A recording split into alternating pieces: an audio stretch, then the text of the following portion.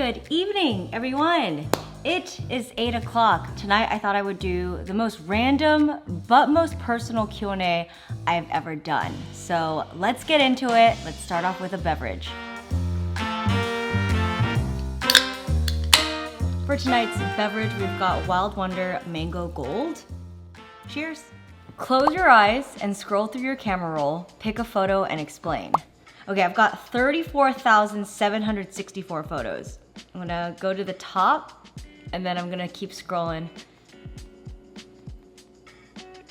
Okay, so this is a photo of me and my mom and Cheeky during the pandemic. This is May 30th, 2020. This kind of foreshadowed what my life would be like in the next 3 years. He just got kidnapped. You have 2 hours to talk about one topic in order to be freed. What is it? It would definitely be social media. I feel like this is a subject that feels just like endlessly fascinating to me. And I think I could do a pretty comprehensive job on the subject. So I think this is how I would structure it. It would start off with part 1.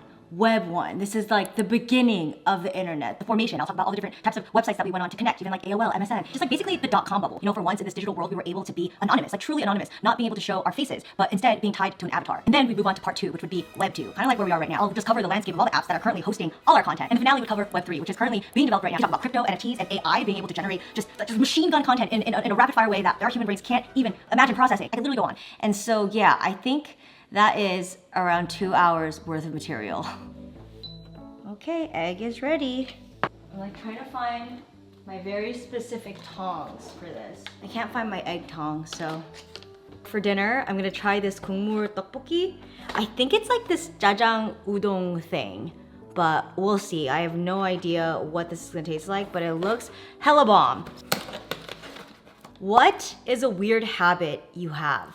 Okay, so this is something that only I know, and Ben, and anyone who has filmed me know this secret.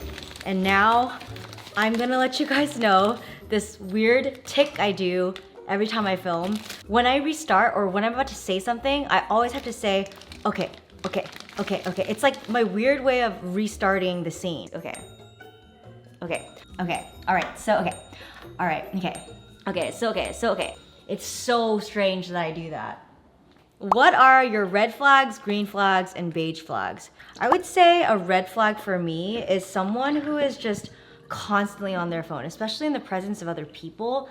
I understand that, you know, phone addiction is a real thing, but the one common denominator of all my friends is that we're not really on our phones when we're together. As for green flags, I love enthusiasm. I love anyone that's really amped and passionate about whatever they're talking about. Enthusiasm is just very contagious. And I love people that are open to going to therapy. This is where I want to thank our sponsor. Thank you, BetterHelp, for sponsoring this video. So BetterHelp is the world's largest therapy service, and it's all online. You can tap into a network of over 30,000 licensed and experienced therapists that are there to help you with whatever you're going through. Getting started is super simple, easy, and quick. You just fill out a questionnaire that will assess your needs and your preferences. And so that way, BetterHelp can match you with a therapist that is gonna be a good fit for you. And then from there, you can choose to have your sessions either on a phone call, text, chat, or video chat. I love that I can message my therapist at any time, and I can schedule my live sessions so that it fits with my schedule. And of course, if you're not vibing with your therapist, they make it very simple and easy to switch therapists at no additional cost. If you're interested in getting started with your therapy journey, you can get 10% off your first month at betterhelp.com/Jen. That's better HELP. I will also leave all that information in the description box, so click it open.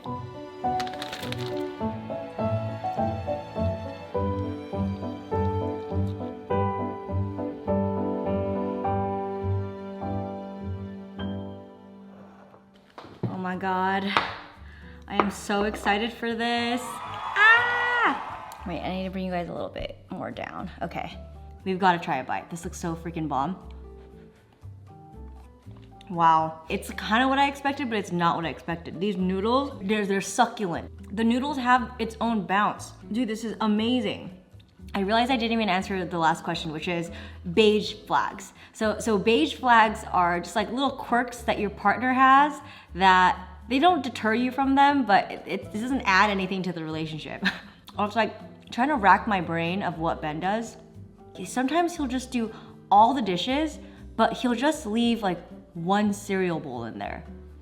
It's just like, why didn't you just do all of it? It's strange, like I see him do it all, but then he just leaves like that one dish or like one lone fork in there. One of my many beige flags are, I always want a bite of your food. What is something that intimidates you? One way is if I want something from you. So if I have to ask you something or like ask a favor, like, I don't know, I get in this like strange mode where I just get very doubtful of like, will this person think I'm using them? That's just when I feel deeply uncomfortable. If your ego could talk, what is the tagline / phrase it would always say? I feel like my ego is always asking me, so what are you gonna do to get people to like you? I feel like the ego is that voice in your head that always tells you that you're not good enough. Like it's always telling you like, oh, you'd be so much better if you improved this. You would be so much better if you hustled harder. Like it's that persistent voice that just always tells you to just do something more so that you'll be accepted.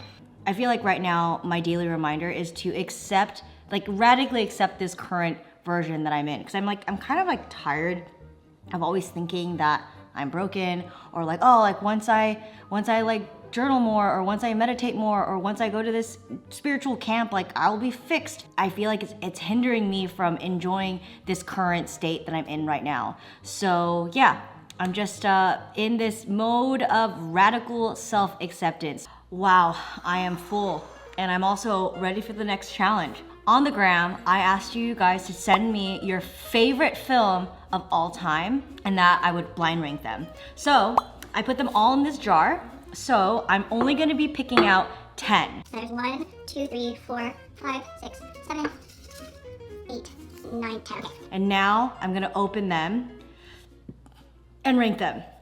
Ratatouille. Oh, this is a good one. This is like, if Ratatouille is on an airplane, then I will watch it.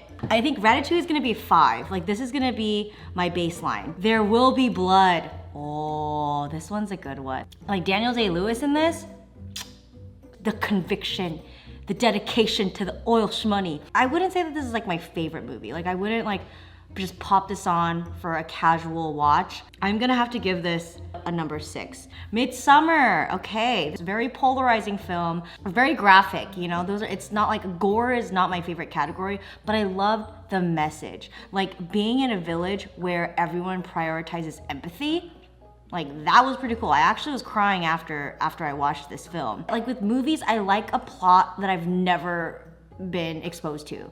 So there is like a uniqueness to Midsummer, which I like. Okay, I'm gonna put Midsummer at a 9, actually.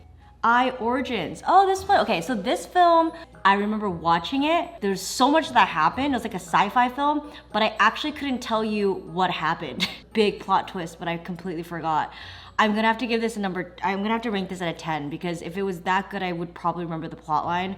But I do remember enjoying it. La La Land. Oh, movies that just have so much hype, it creates this unrealistic expectation that this movie is just gonna be freaking amazing. And when it's not, it's just disappointing. I have to give this an 8. Arrival, okay. Arrival is one of my favorite depictions of aliens. I feel like when the aliens contact us, I think it's gonna look like this. I think I'm gonna have to give it a number 7. I'm still saving my tops. Nightmare Before Christmas. No, okay. Filled up all my bottom slots, so I'm gonna have to give it a 4. This is a classic. My 11-year-old self would have definitely put this up pretty high. Is it claymation? I think it is claymation. That's kind of cool. Finding Nemo. No. No. Yeah, I'm gonna have to give Finding Nemo a 3. Forrest Gump. Forrest Gump is actually a good film though. Like, honestly, I am down to give Forrest Gump number 1. It is truly a film that takes you on a journey, and I like how it has so many cultural and political references, and I just love the message. Life really is like a box of chocolates. You never know what you're gonna get. Lord of the Rings. Ooh, okay, honestly, I'm not mad at this. I'm not mad at Lord of the Rings being number 2. It is one of the best trilogies of all time. The Fellowship of the Ring is probably my favorite of the three. I think this is what kind of like got me into fantasy, where I was like, yes, give me world building, give me a 3-hour film. Like, yes, loved it. All right, this is pretty solid. Nice. Okay, that was a really fun game. If you were to master any skill in a day, what would it be and why? Growing up, it was always sewing. I have always wanted to learn how to sew because that meant anything would fit me, because I would just go to a thrift store and then immediately everything would be fair game. I'll be like, it's okay if it's too large, I'll just tailor it to fit me, or it's too small, let me just bust up the seams and put an extender. Project Runway was like my favorite show growing up, and like watching all the designers be able to manipulate fabric and create whatever they wanted was just the coolest thing. I think like my new answer would be the ability to read something, like any body of text, and be able to paraphrase it in a way that anyone could understand. I feel like that would be like, that's like a superpower, isn't it? Like that, like being like the ultimate communicator. That would be sick. What are some items that are currently in your cart right now? We gotta go to my computer for that. First, we have this white tank. I don't know why I haven't bought it yet. It's really cute. It's kind of like a little like camisole. I also am eyeing this pleated skirt, which is now sold out now. This dress was in my cart as well. It's like a off the shoulder like midi dress. It just looks like extremely flattering. Like, you know, it looks like you're just like in all the right places. This is the brand called Kitteny.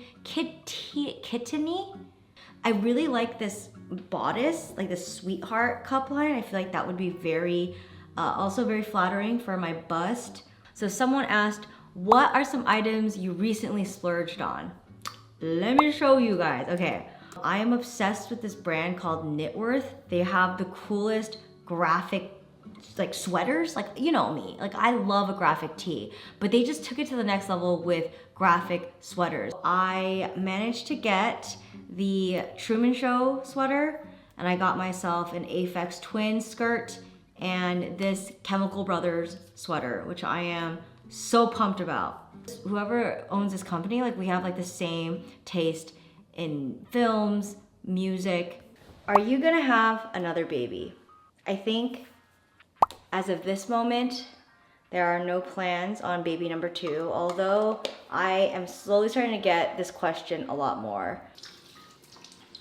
Who knows if my mind is gonna change, but as of this moment right now, I really just like having one child. It's easier to travel, it's easy to just flip around. He has the sole attention from both of us. So I've been asking a lot of my friends who don't have siblings, and like they're fine. I think the toughest thing that they have said is that it's hard when their parents get sick because there's no one else to kind of share that burden with. When I think about it in that sense, then I do want to have a second child, but just because they have a sibling doesn't necessarily guarantee that they're going to be best friends, right? I'm super happy to be a one and done, but also open if another person wants to come into this world.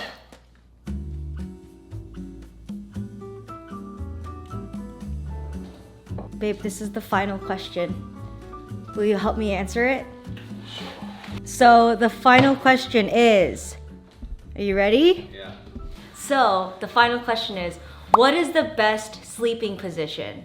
Okay, so first you want to do a side curl, okay? A side curl with perhaps a pillow between your legs and resting your face gently on the side. No smushing. You don't want to wrinkle the moneymaker. You just do a gentle rest. Then you transition to your final form, which is back. How do I describe it? It's like you lay back with your arms up. So armpits exposed. Yeah. Yeah, you like because that. you like it. Because it's good for temperature control, you know, if you don't want to get too hot. Are you aware that when you're asleep? Yeah. So you're like, yeah. wow. I sort of like I sleep like a baby because of it. Look at Lennon. Lennon sleeps like this sometimes too. Yes, true. I mean, I'm an interesting sleeper. I take my mouth shut. I have my eye mask. You don't have like a signature sleeping pose. I do all of them. It's almost like when you're sunbathing and you've done like 30 minutes and about 30 minutes. It's after a while, but I haven't done my front yet, so I go on my front for a bit. Check tonight. I'll check in with you guys. Okay, well, record the whole thing, you guys. Part 2. Part 2. You record the whole night. Yeah, exactly. This video is, 17 hours long. Yeah, sleeping vlog. All right, well, thanks so much for watching, guys. See you in the next one. Bye, guys. Bye-bye.